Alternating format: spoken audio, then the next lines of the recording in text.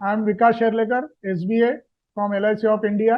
आज हम बात करेंगे हमारा जो पेंशन प्लस प्लान आया है, it is a unit link plan. उसके बारे में हम चर्चा करेंगे और उसके बारे में मैं आपको डिटेल में बात करूंगा।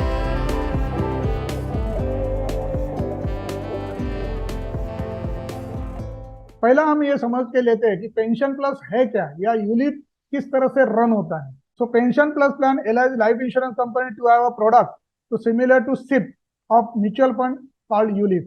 यानी पेंशन प्लस में क्या है, it is a unit link plan, market related है। तो जैसा म्यूचुअल फंड का जो इन्वेस्टमेंट रहता है it is a market related रहता है, वैसा ही यूलिप का investment it is a market related रहता है। Pension plus is equal to pension creation for the young generation. आज अगर हम देखेंगे यंग जनरेशन के लिए फ्रॉम एम्प्लॉयर के तरफ से पेंशन नहीं है। Even also in government institute also there is no pension for the employ. तो खुद को ही खुद का पेंशन क्रिएट करना जरूरी है। अगर मैं आज से लेके अगर पेंशन के लिए मैं कुछ फंड बाजू में नहीं रखूंगा, so it is difficult to survive after the retirement. Because हम देखते हैं लास्ट 10-15 साल में हमारे आजू बाजू के सेक्टर में 15 साल पहले जितने ओल्ड एज होम नहीं थे, उससे कितने ज्यादा पैमाने पे अभी आजकल बनने जा रहे हैं। Reason is that there is no planning for their pension. और इन इंडिया पर्टिकुलरली खुद को ही खुद का देखना जरूरी है फॉर द फ्यूचर के लिए। तो ये कि पेंशन प्लस प्लान है जिसमें आप एक कंपलसरी सेविंग हो जाता है और मार्केट रिलेटेड आपको रिटर्न्स अच्छा ग्रोथ मिल सकता है। बिकॉज अगर हम इन्फ्लेशन का अगर हम बात करेंगे तो अगर 6% का 7% का इन्फ्लेशन है और हमारा प्रोडक्ट जो भी हम इन्वेस्ट करते हैं उसका अगर मुझे 9 से लेके 12% का रिटर्न मिलता है तो मैं इन्फ्लेशन को बीट कर रहा हूँ। तो जिसको भी ग्रोथ लेना है या जो भी म्यूचुअल फंड में इन्वेस्टमेंट करते हैं उनको हम ये सजेस्ट कर सकते हैं कि आप इधर भी थोड़ा पार कीजिए, जिसके कारण आपको एक पेंशन चालू हो जाए। दूसरा और एक चीज मैंने बहुत बार देखा है, जब भी हम इन्वेस्टमेंट करना चालू करते हैं तो इन्वेस्टमेंट हम पेंशन के लिए करते ही है या रिटायरमेंट के लिए करते हैं, पर बहुत बार वही पैसा डिफरेंट चीज के लिए यूज होता है और बाद में end of the year we don't have a money for the pension. ये बहुत बार मैंने देखा हुआ है। तो जब भी मैं पेंशन पॉलिसी में मैं इन्वेस्ट करता हूँ तो मुझे ये कंपलसरी रहता है कि I have to use that money for the pension only. But in this pension plus उसमें कुछ सुविधा दी है जिसके कारण आप उसमें उसके सब 100% पैसा पेंशन के लिए यूज नहीं करेंगे। सर्टन रिस्ट्रिक्शन है उसके ऊपर आप कर सकते हैं। तो वो आने वाले हम 1 घंटे में हम वो देखेंगे कि किस तरह से अपने को वो चॉइस दिया गया है। So that is the this is the pension plus का महत्व क्या है कि pension creation for the young generation. ULIP is a mutual fund with a lot of unique benefits mutual fund can't cover. That is the in ULIP low fund management charges, free switch between the funds, जो detail में मैं आगे बात करूंगा। Section 80C rebate on the premium. How are the pension plus, lower charges FMC in ULIP, no capital gain tax, but ULIP gain tax free, but now a days annual premium up to 2 lakh ये benefit रहेगा। Because ये जो circular आया after 1 फरवरी 2021 के बाद जो भी investment ULIP में होएगा या पेंशन प्लस में होएगा, अगर 2,50,000 के ऊपर है तो tax free. Even all ULIP plan जिसमें भी इन्वेस्टमेंट अगर 2.5 लाख के ऊपर है तो पैसा टैक्सेबल रहेगा, करेक्ट। बट अगर उससे नीचे है तो टैक्स फ्री है in other ULIP plan. But this is a pension plus plan, तो pension is always taxable. ULIP easier to switch between the fund. You can now switch online also. You can transfer the unit from bond fund to secured fund to balance fund and growth fund. There are the some restrictions that वो हम आगे देखेंगे, पर आप switch over with in year आप freely कर सकते हैं।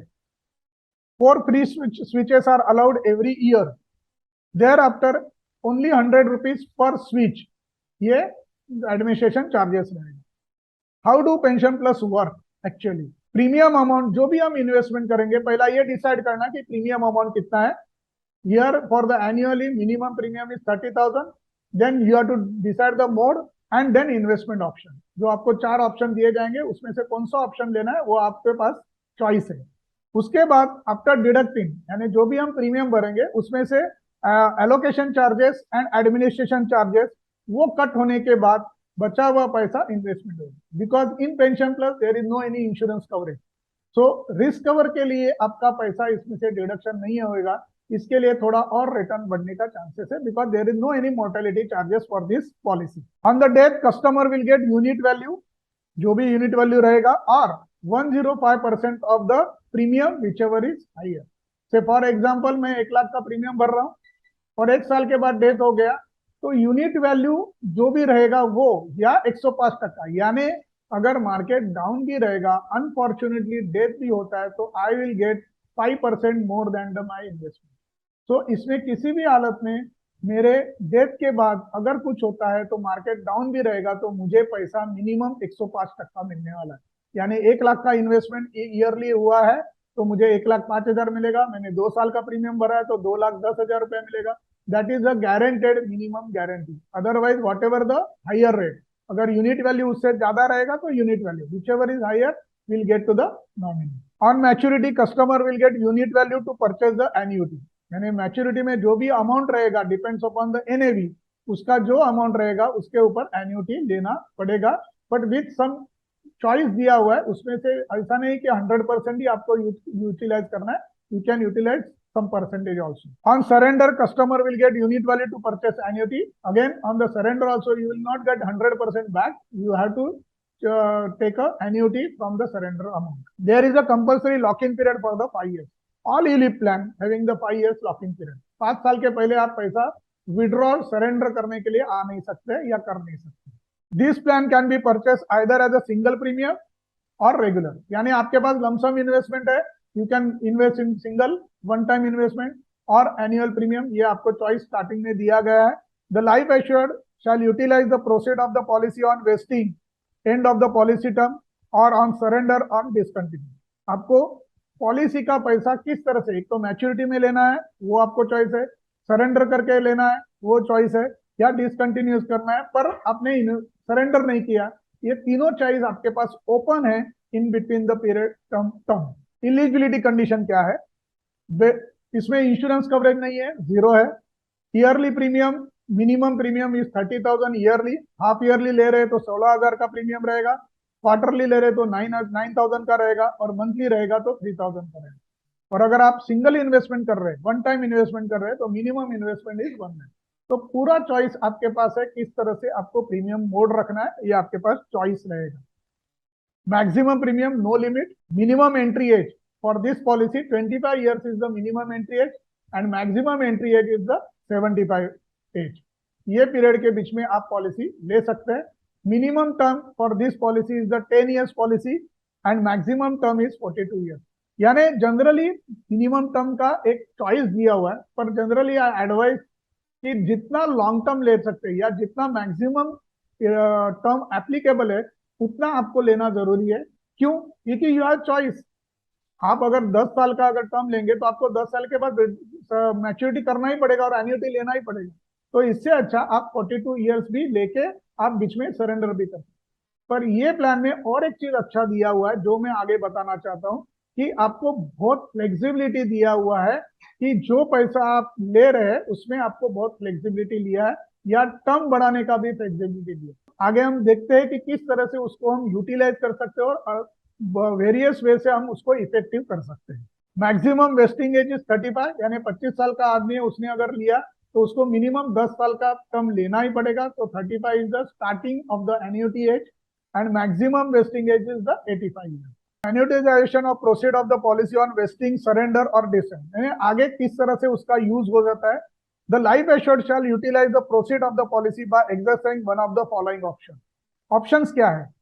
ये ऑप्शन में utilise the entire proceed to purchase the immediate और deferred annuity and then prevailing the annuity rate from the corporation. The life assured shall also have an option to purchase the annuity from any other insurance.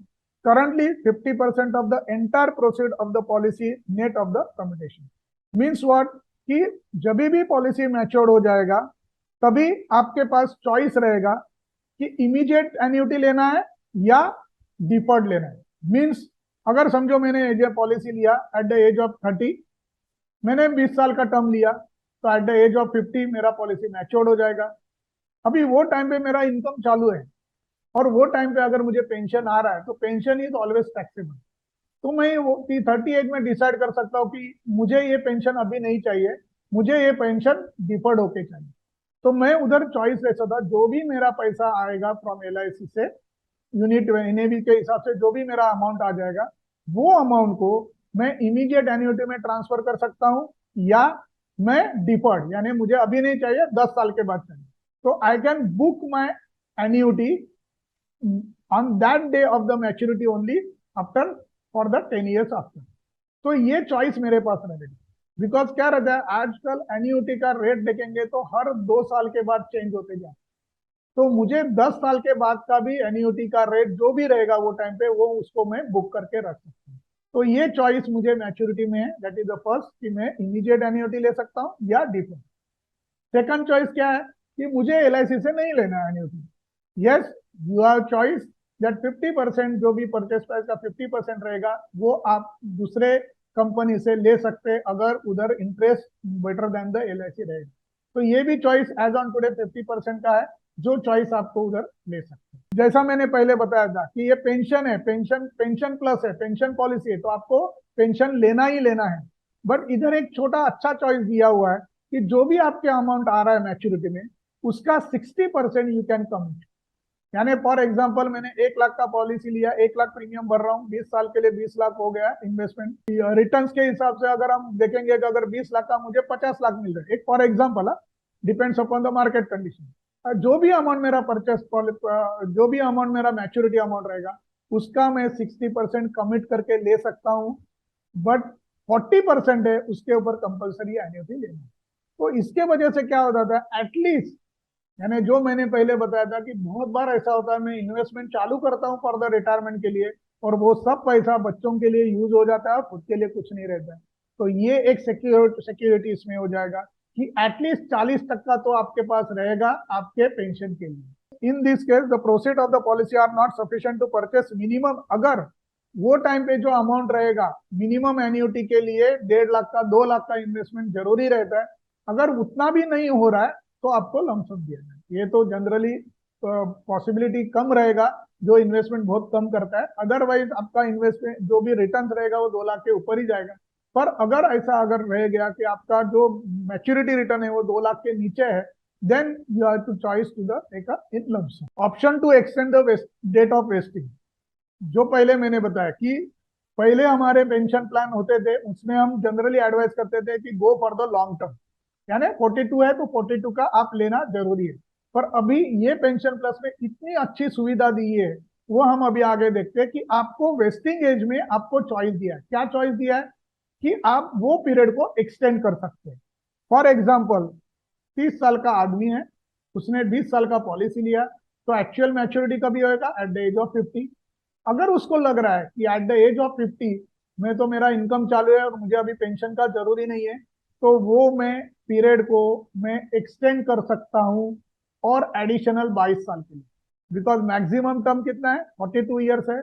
मैंने already 20 साल के लिए term लिया था, 20 साल के बाद मुझे और एक्सटेंशन लेना है, तो मैं वो टाइम पे डिसीजन ले सकता हूं कि मुझे ये टर्म को बढ़ाना है या उतना ही रखना है। 50 का एज होने के बाद आपके पास फिर चॉइस रहेगा। अच्छा, उधर और एक चॉइस दिया है, आप प्रीमियम इन ईयरली भर रहे हैं 1 लाख का, तो 20 लाख का प्रीमियम हो जाएगा आपका करीबन 20 साल के बाद। अभी 20 साल होने के बाद जो आपको एक्सटेंशन लेना है, वो एक्सटेंशन में भी आपको चॉइस है, विद प्रीमियम एक्सटेंशन लेना है या विदाउट प्रीमियम लेना है। तो कितना बढ़िया इसमें चॉइस दिए हुए पेंशन प्लस में, कि मुझे अगर इन्वेस्टमेंट नहीं करना है तो भी मैं उसको टर्म इंक्रीज कर सकता हूँ, कि उसमें लिख सकता हूँ कि मुझे रिटायरमेंट मेरा 60 का मैंने डिसाइड किया अभी, तो ये चॉइस आपको सिर्फ एक बार रहेगा। मैच्योरिटी के बाद एक बार ही चॉइस रहेगा कि आपको एक्सटेंशन कितने टर्म के लिए लेना। तो आपने अगर 10 साल का टर्म लिया एडिशनल, तो 60 एज में मैच्योर हो जाएगा। तो 60 तक आपको प्रीमियम भर के लेना है एक्सटेंशन या ना भर के लेना है, ये आपको चॉइस वो टाइम पे बताना पड़ेगा।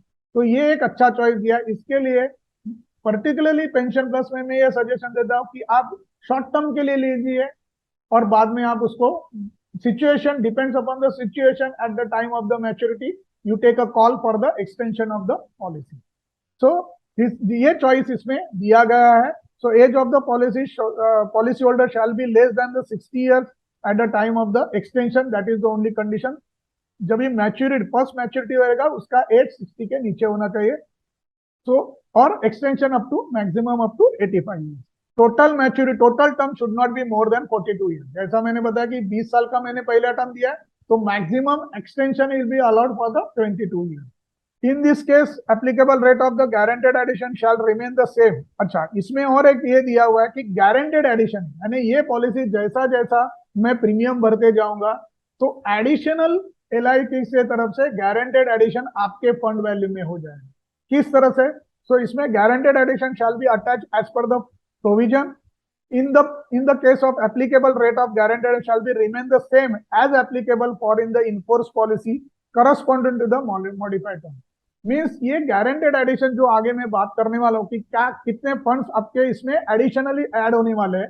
ये फंड्स अगर मैंने शॉर्ट टर्म लिया और एक्सटेंशन भी किया तो वो एक्सटेंशन पीरियड में वो गारंटेड एडिशन एप्लीकेबल है. मैं प्रीमियम के साथ अगर एक्सटेंड करता हूं तो 100% एप्लीकेबल रहेंगे. प्रीमियम के साथ नहीं करता हूं मेरा एक्सटेंशन तो proportionate figure guaranteed addition will be add to your actual original funds. Date of extended without payment for the further premium under regular premium payment policy. In this case, applicable rate guaranteed addition shall be reduced to the pro rata basis. तो जो percentage रहेगा percentage के हिसाब से proportionate will be added to your fund value. So annuitization of the proceed of the policy on vesting on the surrender or discontinue. The life assured shall utilize the proceed of the policy by exercising on the following option. यानी एक तो ये हो गया कि extension का offer हो गया. एक्सटेंशन में आपको किस तरह से यूटिलाइज करने का और गारंटेड एडिशन एप्लीकेबल रहेगा. उसके बाद अगर आपने 20 साल का पॉलिसी लिया और आपको पहला सरेंडर करना है तो वो सरेंडर का चॉइस है. The utilise the entire proceed to the purchase immediate और deferred annuity at then prevailing annuity rate from the corporation. यानी मैंने पॉलिसी 20 साल का लिया और मुझे लगा 10 साल के बाद सरेंडर करना है तो I can surrender, but that amount should be utilized for the purchasing the annuity only. But again here आपको वो चॉइस जैसा मैच्योरिटी में दिया है वैसा इधर भी दिया है. यू कैन 60% आप टेक बैक ले सकते हैं और 40% के ऊपर एन्युटी लेनी. यानी सरेंडर हो या मैच्योरिटी हो मिनिमम 40% जो अमाउंट है ऑफ द मैच्योरिटी अमाउंट या सरेंडर अमाउंट उसके ऊपर आपको एन्युटी लेना ही लेना है. Benefit payable on the date. Death में क्या बेनिफिट रहेगा? So benefit payable on the death of the life assured before the stipulated date of vesting. यानी मैच्योरिटी होने के पहले अगर डेथ होता है तो इनफोर्स पॉलिसी में an amount higher of the following shall be payable. Unit value जो भी अमाउंट रहेगा वो टाइम पे NAV के बेसिस पे जो यूनिट वैल्यू रहेगा वो या 105% ऑफ द इन्वेस्टमेंट अमाउंट जिसमें इसमें जो हायर अमाउंट रहेगा that will be go to the nominee. वो अमाउंट नॉमिनी को जाएगा. अभी जो ये डेथ का प्रोसीड रहेगा वो किस तरह से यूज कर सकते हैं. In case of death of the life assured before the vesting date the nominee और the beneficiary exercise one of the following option. First option क्या है? Withdraw the entire proceed of the policy and settlement option shall be available subject to the condition. यानी nominee के लिए pension लेना compulsory नहीं है. वो डेथ में वो पैसा लमसम जाएगा या उनको वो चॉइस भी रहेगा कि अगर उसमें अपने को एन्युटी लेना है कि नहीं लेना. तो दोनों चॉइस डेट के टाइम रहेगा. गारंटेड एडिशन क्या है वो आपको मैं बताने जा रहा हूँ. ये पॉलिसी में आफ्टर एवरी सिक्स ईयर के बाद आपको गारंटेड एडिशन रहेगा. इसमें additional guaranteed addition per annum percentage of the annual premium आपके फंड वैल्यू में ऐड हो जाएगा. 6 ईयर में 5% यानी 1 लाख का अगर मैंने प्रीमियम भर रहा हूं तो 5,000 रुपीज का अमाउंट मेरे फंड वैल्यू में ऐड हो जाएगा और converted into the units as per the NAV on the 6th year. तो जो भी NAV रहेगा 5,000 का जो भी यूनिट्स रहेगा वो मेरे फंड वैल्यू में ऐड हो जाएगा. That is on the 6th year. 10th year में 10% और बाद में एवरी ईयर हमारे पहले यूनिट लिंक प्लान में 6, 10, 15 ऐसे 4 साल या 5 साल के बाद गारंटेड एडिशन होता था. पर इन दिस पेंशन प्लस 10 साल के बाद एवरी ईयर 4%, 11 to 15 ईयर 4% का गारंटेड एडिशन, 16 से 20वें साल में 5.5% का गारंटेड एडिशन, 21 से 25 साल में 7% का गारंटेड एडिशन, 26 to 30 8.75%। यानी जैसे जैसा आपका टर्म बढ़ता है वैसा वैसा गारंटेड एडिशन बढ़ते जाएगा। 31 to 35 10.75%, 36 to 40 13% एंड 41 to 42 15.5%। और ये गारंटेड एडिशन मैंने टर्म एक्सटेंशन भी किया तो भी एप्लीकेबल है, यानी उधर भी मेरा नुकसान नहीं है कि मैंने टर्म शॉर्ट टर्म रखा और बाद में एक्सटेंशन लिया तो मुझे गारंटेड एडिशन उधर भी मिलने वाला है। तो शॉर्ट टर्म रख के बाद में एक्सटेंशन करने में ये पॉलिसी में कुछ भी दिक्कत नहीं है। एक्चुअली आई सजेस्ट कि इस तरह से करेंगे तो ज्यादा अच्छा रहेगा, आपके पास वो टाइम पे चॉइसेस बहुत बढ़ जाते हैं। तो ये ईयरली प्रीमियम में, वैसे ही सिंगल प्रीमियम में गारंटेड एडिशन है यानी वन टाइम इन्वेस्टमेंट है। तो 6th ईयर में 4%, 10th ईयर में 5%, 11 to 15th ईयर में 1.25%, 16 to 20th ईयर में 1.5%, 21 to 25 2%, 26 to 30 2.5%, 31 to 35 3%, 36 to 40 3.75% and 41 to 42 यानी लास्ट 2 साल में 4.5% का। ये सब परसेंटेज ऑफ द इन्वेस्टमेंट मेरे फंड वैल्यू में ऐड हो जाएगा कन्वर्टेड इनटू यूनिट्स। तो ये एडिशनल यूनिट्स हर साल आपको मिलते जाएगा from the 11th year to 42 year. Investment types, funds types क्या है वो हम देखते हैं। इसमें 4 टाइप के फंड रहेंगे, pension bond fund, secured fund, balance fund and growth fund. यानी मेन फंड ये 4 फंड रहेंगे। इसके साथ और एक एडिशनल ये है, that is a pension discontinue fund. Means what कि अगर मैंने 5 साल का पॉलिसी, आपका लॉकिंग पीरियड है, पर 3 साल के बाद आपने पॉलिसी का प्रीमियम कई कारण भर नहीं सके तो नुकसान नहीं रहेगा, आपका जो फंड रहेगा वो डिसकंटिन्यू फंड में जाएगा और उधर भी आपका जो ग्रोथ रहेगा वो depends upon the that fund value, आपका ग्रोथ होते जाएगा। So pension discontinue fund क्या है? This fund shall be segregated unit fund and shall comprise of all the discontinued policy fund of all policy offered under the unit link pension product। यानी unit link के जो भी product हैं नए, उसमें discontinue fund में एक investment हो जाए, फंड ट्रांसफर हो जाएगा और उधर से short term investment such as money market investment 0 to 80% का रेंज रहेगा एसेट टाइप में, और investment in government and government guaranteed security 20 to 100% का रहेगा। मीन्स इसमें क्या हो जाता है कि मेरा एक ऑलरेडी एक फंड जमा है, उसमें अगर मेरा इन्वेस्टमेंट ये फंड ट्रांसफर हो जाए तो रिटर्न्स का थोड़ा चॉइस यानी चांसेस बढ़ जाता है। तो ये डिसकंटिन्यू फंड में जाने के बाद उधर भी उसका इन्वेस्टमेंट चर्निंग होने वाला है तो उसमें अपने का रिटर्न नुकसान नहीं होगा। जनरली पॉलिसी डिसकंटिन्यू हो गया तो नुकसान होने का चांसेस ज्यादा रहता है क्योंकि डिसकंटिन्यू किया, पर इधर थोड़ा चांसेस कम है बिकॉज आपका जो यूनिट का डिसकंटिन्यू फंड एक अलग से फंड्स रखा है जिसमें वो इन्वेस्टमेंट होने वाला है जिसमें से आपको रिटर्न मिल सकता है। तो ये एक एडिशनल फंड जो 5वां फंड है वो डिसकंटिन्यू फंड करके है। So fund name pension fund, अभी फ्री स्विच ओवर आपको रहेगा from one fund to another fund, पर उसमें क्या क्राइटेरिया देखा है। Fund name pension fund bond fund है, तो बॉन्ड फंड का मैं one of the following fund में मैं इमीडिएटली ट्रांसफर कर सकता हूँ, सिक्योर्ड या बैलेंस फंड में मैं ट्रांसफर कर सकता हूँ। जो स्विच ओवर मैंने बताया with in a year 4 time free switch over है, 4 से ज्यादा आप अगर स्विच ओवर करते हैं तो 100 रुपीज पर स्विच ओवर रहेगा। तो जब भी मुझे अगर मेरा इन्वेस्टमेंट पहला स्टार्टिंग में बॉन्ड फंड में, तो बॉन्ड फंड से मैं सिक्योर्ड या बैलेंस फंड में ट्रांसफर कर सकता हूँ, स्विच ओवर कर सकता हूँ। अगर मेरा इन्वेस्टमेंट सिक्योर्ड फंड में रहेगा तो मेरा फंड ट्रांसफर बॉन्ड या बैलेंस फंड में कर सकता हूँ। यानी आपके पास 4 फंड है पर उसमें से 2 फंड में आप ट्रांसफर कर सकते हैं। मेरा अगर बैलेंस फंड में रहेगा तो मैं सिक्योर्ड और ग्रोथ में ट्रांसफर कर सकता हूँ, और अगर मेरा ग्रोथ फंड में रहेगा तो मैं सिक्योर्ड और बैलेंस फंड में ट्रांसफर कर सकता हूँ। यानी इसका मतलब क्या है कि अगर मेरा फंड ग्रोथ फंड में है तो मैं डायरेक्टली बॉन्ड फंड में ट्रांसफर नहीं कर सकता हूँ, पहला मुझे सिक्योर्ड या बैलेंस फंड में ट्रांसफर करना पड़ेगा और उसके बाद मुझे चॉइस है। पर with in a month, with in a year आपको 4 टाइम्स स्विच ओवर है तो आप इजीली स्विच ओवर कर सकते हैं। तो आपके funds depends upon the market, आपको जो चॉइस है वो आप ले सकते हैं। प्रीमियम एलोकेशन चार्जेस क्या रहेगा?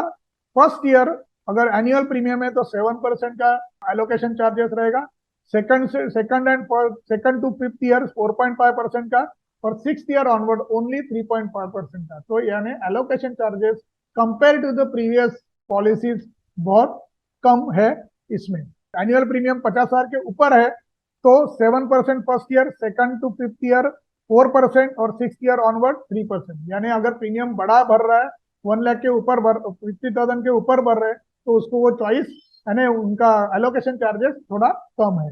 वही सिंगल प्रीमियम रहेगा तो allocation charges only for the first year 3.30%, और बाद में उसमें एलोकेशन चार्जेस नहीं रहेंगे। For regular premium policy administration charges वो भी बहुत कम है। First year 57 rupees, second year 55 rupees, third year 53 rupees, fourth year 51 rupees per month, 55 rupees fifth year से 49 rupees, and six year onward से नील है। तो यानी इसमें एडमिनिस्ट्रेशन चार्जेस बहुत कम है compare to the previous policy. तो पहला अपना ये क्या रहेगा, एलोकेशन चार्जेस का कटिंग रहेगा, उसके बाद एडमिनिस्ट्रेशन चार्जेस का कटिंग रहेगा। Then fund management charges, that is the 1.35% of the unit fund for the all four funds available under the inforce policy. तो ये फंड मैनेजमेंट चार्जेस रहेगा। बाकी ये इतने ही आपके चार्जेस रहेंगे। बाद में जो भी अमाउंट बचेगा it is utilise for the purchasing the energy. Partial withdrawal, अगर इसमें एक चॉइस दिया हुआ है, you can do the partial withdrawal in between the term, यानी सरेंडर यानी पूरा सरेंडर किया। इसमें पार्शियल विड्रॉल यानी थोड़ा पैसा आप विड्रॉ कर सकते हैं। उसके कंडीशन क्या है, partial withdrawal is only for requirement of higher education for the children, marriage of the children, purchasing of the construction of the residential house, treatment for the critical illness of self and spouse, and any other reason as per the IRDA circular। यानी emergency में ये चार जो reason है उसके लिए आपके पास चॉइस है कि आप ये पेंशन फंड में से विड्रॉ कर सकते हैं। कितना विड्रॉ कर सकते हैं ये आपको choice only 3 times in the entire term, यानी आपने अगर जो भी टर्म लिया है उसमें 3 बार ही आपको ये चॉइस रहेगा कितना मिल सकता है। जैसा रेगुलर प्रीमियम है, ईयरली प्रीमियम 50,000 का एनुअल प्रीमियम है, तो मुझे 10% ऑफ द फंड वैल्यू में विड्रॉ कर सकता हूँ 3 बार। यानी जब भी आप विड्रॉल के लिए आएंगे, पार्शियल विड्रॉल के लिए, वो टाइम का जो भी फंड वैल्यू रहेगा उसका 10% को आप यूटिलाइज कर सकते हैं। अगर आपका प्रीमियम 50,000 के नीचे है, 50,000 से 1 लाख तक का प्रीमियम है तो 15% का है, और 1 लाख के ऊपर है तो आपको 25% का ये फंड वैल्यू का पार्शियल विड्रॉ करने का आपको चॉइस रहेगा। And this is 3 time in a total term with the 5 reason: higher education, marriage, construction of the residential house, and critical illness of self and spouse. तो really ये policy में बहुत choice दिए है, वो मैं आपको एक लिस्ट में आपको आगे बताऊंगा। अगर वही सिंगल प्रीमियम रहेगा तो 2 लाख का प्रीमियम रहेगा तो 10% है, 2 लाख के ऊपर रहेगा तो 15% है, और 5 लाख के ऊपर का सिंगल इन्वेस्टमेंट रहेगा तो 25% विड्रॉ करने का आपके पास चॉइस रहेगा। On wasting various option available. अभी देखो मैंने टर्म जो भी टर्म लिया, 20 साल का टर्म लिया, और उसके बाद मैच्योर्ड होने के बाद मेरे पास क्या क्या ऑप्शन है वो हम देखते हैं एक 1 पेज से। फर्स्ट ऑप्शन, मैं एक्सटेंड कर सकता हूं विद प्रीमियम, यानी 1 लाख का प्रीमियम भर रहा हूं 20 साल के लिए। 20 साल के बाद मैंने डिसाइड किया 10 साल के लिए एक्सटेंड करना है, तो पहला चॉइस क्या रहेगा, 1 लाख का प्रीमियम भरते हुए मैं एक्सटेंड करूंगा, तो ऑटोमेटिकली मार्केट इन्वेस्टमेंट हो जाएगा। मैं थोड़ा रिस्क लूंगा बट मेरा यूनिट वैल्यू का ग्रोथ जरा ज्यादा हो सकता है। That is the first choice. दूसरा चॉइस क्या रहेगा, मैं विदाउट प्रीमियम यानी रिस्क लूंगा, जो भी ऑलरेडी फंड जमा हुए उसके ऊपर रिस्क लूंगा, पर मैं और फंड इन्वेस्टमेंट नहीं करूंगा। तो ये दूसरा चॉइस, यानी मेरा 1 लाख का प्रीमियम चालू नहीं रहेगा, only I will take a 10 years का extension. That is the second हो गया। थर्ड क्या हो गया, you can use this full fund value to purchase the annuity, यानी 20th ईयर में 30 ईयर्स का एज है, 20 साल का टर्म लिया फर्स्ट, तो पहला मैं एक्सटेंशन क्या लूंगा, 10 साल का एक्सटेंशन विद प्रीमियम। दूसरा क्या हो जाएगा, 10 साल का एक्सटेंशन विदाउट प्रीमियम। थर्ड क्या हो जाएगा, वो टाइम पे सब परचेस वैल्यू जो भी मैच्योरिटी वैल्यू है उसको मैं लेके वो एन्युटी में डालूंगा और इमीडिएटली बुक करूंगा वो टाइम का जो पेंशन रेट रहेगा। तो immediately I will take LIC का जीवन अक्षय पॉलिसी, जो भी इंटरेस्ट रेट वो टाइम पे लागू रहेगा वो आपको मिल जाएगा। उधर चौथा चॉइस क्या रहेगा कि वही पैसा मैं जीवन शांति जैसे पॉलिसी में डालूंगा, जिधर वो डिफर्ड एन्युटी, यानी उधर मैं क्या करूंगा, 20 साल के बाद मैं 10 साल के बाद का एन्युटी का चार्जेस को मैं बुक कर दूंगा, तो 10 साल के बाद मुझे एन्युटी रेट फिक्स हो जाएगा। अभी आप अगर देखेंगे जो जिसमें सेकंड चॉइस जो विदाउट प्रीमियम का जो चॉइस है और फोर्थ चॉइस में क्या क्या डिफरेंस है और क्या सिमिलरिटी, दोनों में क्या कर रहा हूं मैं, सेकंड चॉइस में मैं मेरे फंड्स मार्केट यानी यूनिट लिंक में ही रख रहा हूं, थोड़ा रिस्क ले रहा हूं और 10 साल के लिए एक्सटेंशन कर रहा हूं। करेक्ट। इधर मैं क्या कर रहा हूं, 20 साल के बाद मैं पैसा ले रहा हूं but without any taking risk, मैं 10 साल के बाद का पेंशन को बुक करके रख रहा हूं। यानी एक जगह क्या करता हूं मैं, प्रीमियम दोनों उधर में नहीं भरने, दोनों उधर एक्सटेंशन करने वाला हूं, पर एक जगह में क्या ले रहा हूं, मार्केट रिस्क ले रहा हूं, दूसरे उधर क्या कर रहा हूं मैं, विदाउट मार्केट रिस्क में फ्यूचर पेंशन को बुक करके रख रहा हूं। तो ये चौथा चॉइस आपके पास चॉइस रहेगा ये प्लान में। पांचवा चॉइस क्या रहेगा, यू कैन विड्रॉ 60% एंड 40% के ऊपर इमीडिएटली एन्युटी लेना। ये ऑप्शन आपको एक्चुअल टर्म में ही रहेगा, एक्सटेंशन के बाद भी रहेगा, यानी दोनों उधर आपको 60% लेके 40% के ऊपर लेना है, तो ये भी चॉइस एक फिफ्थ चॉइस रहेगा। सिक्स चॉइस क्या है, you can 60% commit and 40% use for the deferred annuity. यानी अगेन उधर और एक चॉइस आ गया कि मैंने 60% विड्रॉ तो कर लिया, 40% मुझे अभी नहीं पेंशन चाहिए बिकॉज पेंशन इज टैक्सेबल, तो वो टाइम पे मैं डिसाइड कर सकता हूँ कि नहीं 40% जो पेंशन है वो मैं 10 साल के बाद मैं लूंगा जब भी मेरा एक्चुअल रिटायरमेंट आएगा। तो ये सिक्स चॉइस आपको पहले जो वेस्टिंग टर्म है शॉर्ट टर्म लिया होगा तो वो टाइम पे ये सिक्स वाला ऑप्शन आपके पास सामने आ जाता है। Seventh option partial withdraw maximum up to 25% of the fund value 3 times of the term, यानी ये एक एडिशन टू ये सिक्स, तो ये आपको एक सेवंथ ऑप्शन आ जाता है। और 8% is last option surrender before maturity with choice of again 60% commutation, यानी उधर भी मैं सरेंडर कभी भी कर सकता हूँ, 60% कमिट कर दिया, 40% के ऊपर एन्युटी ले ली। तो इतने चॉइस मेरे pass on the vesting period में है, इतना ऑप्शन अभी अभी तक कभी भी एलआईसी ने पेंशन पॉलिसी में दिया नहीं है जो पेंशन प्लस में दिया गया है। तो particularly for the young generation, very good plan for the planning for the retirement with the short term policy and extension up to the for the long term policy। Six ninth वाला है you can purchase from other insurance company with the condition, यानी ये एक ninth वाला कि जो आने वाला एन्युटी अगर एन्युटी रेट ज्यादा रहेंगे तो मैं बाहर से परचेज कर सकता हूँ। नाउ एनएवी ऑफ द, हमारे पहले जो एनएवी आके गए हैं पॉलिसीज आके हैं उनके हम एनएवी देखते हैं। ये 14 सितंबर का मैंने एनएवी रेट निकाला है, जिसमें अगर हमारा जो फ्यूचर प्लस पॉलिसी था जिसमें ग्रोथ फंड में 11% का एज ऑन टुडे सीएजीआर दे रहा है, एनएवी का ग्रोथ रेट रखेंगे तो 11% का है। जीवन प्लस में 173 प्लान, उसमें ग्रोथ का एनएवी है 10.76% का। मार्केट प्लस 181 प्लान, ग्रोथ का एनएवी है 6.53% का।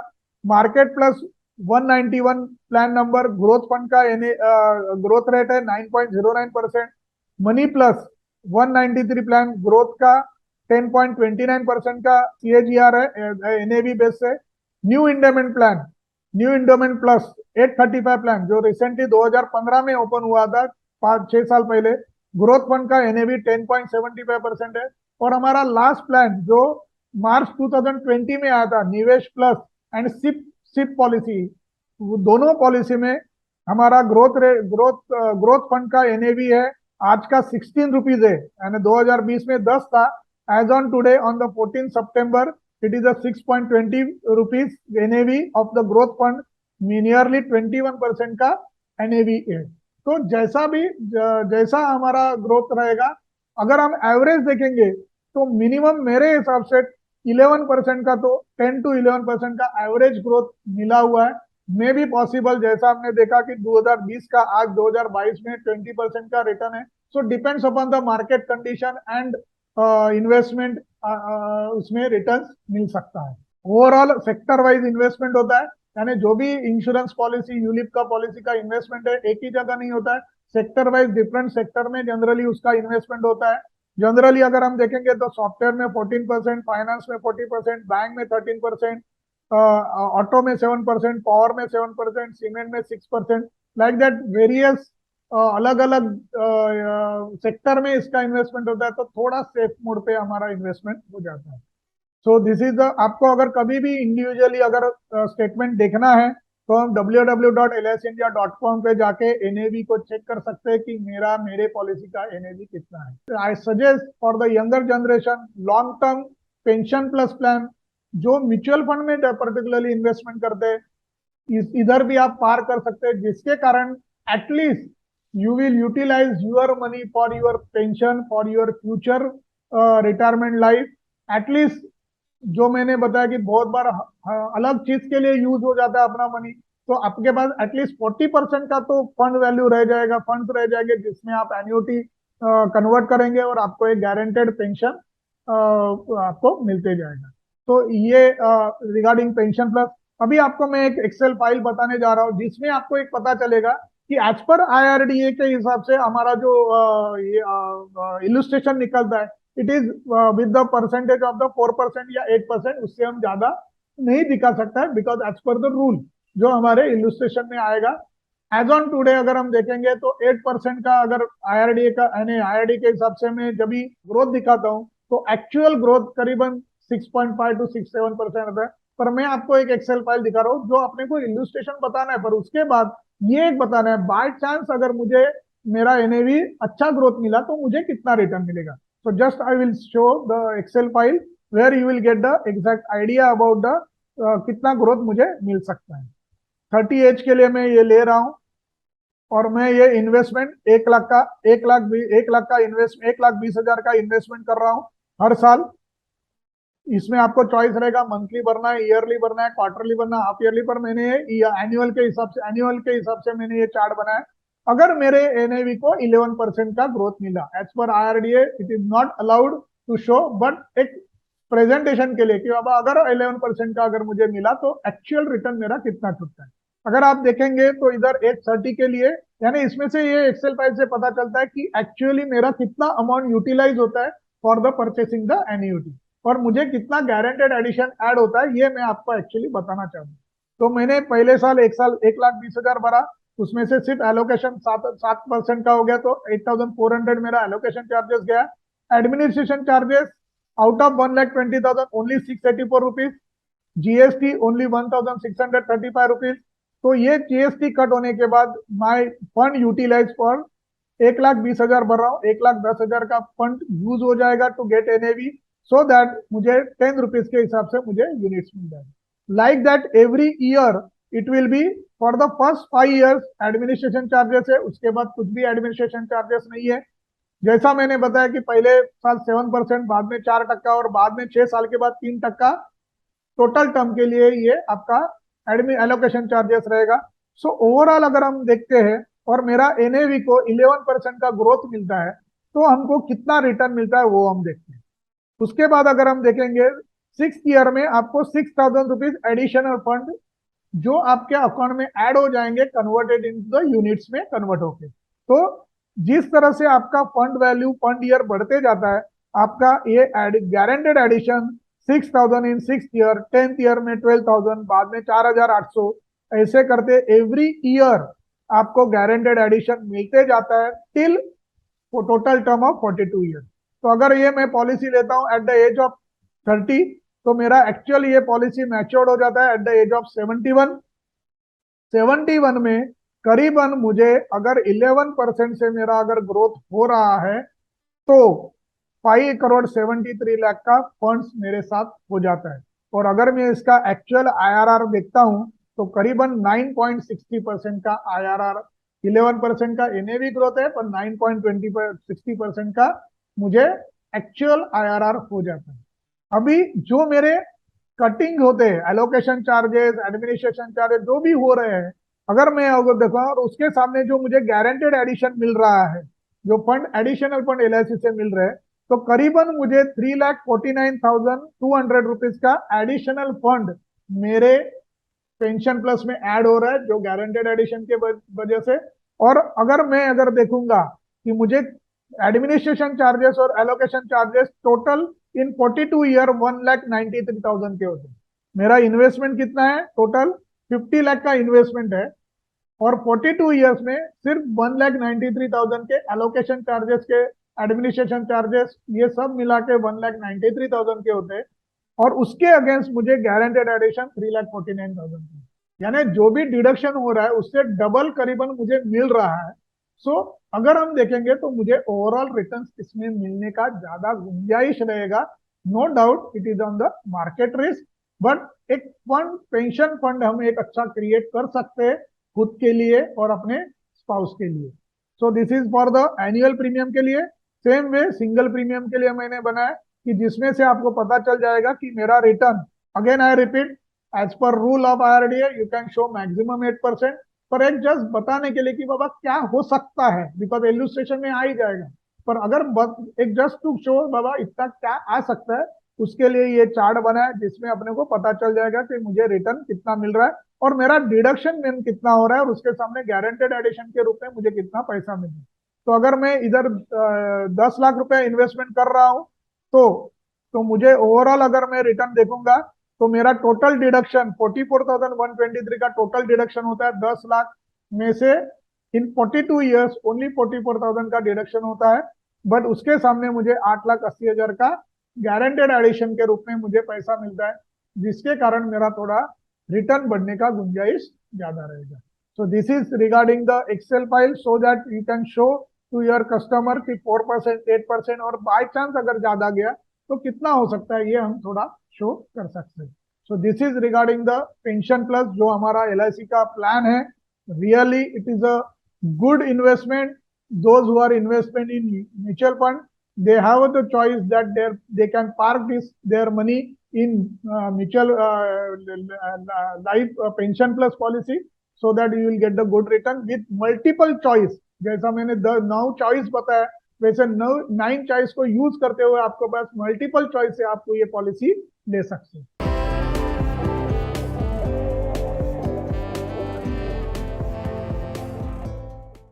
DITV चैनल पर आपका स्वागत है। DITV यूट्यूब चैनल पर सब्सक्राइब करिए, बेल आइकन दबाएं।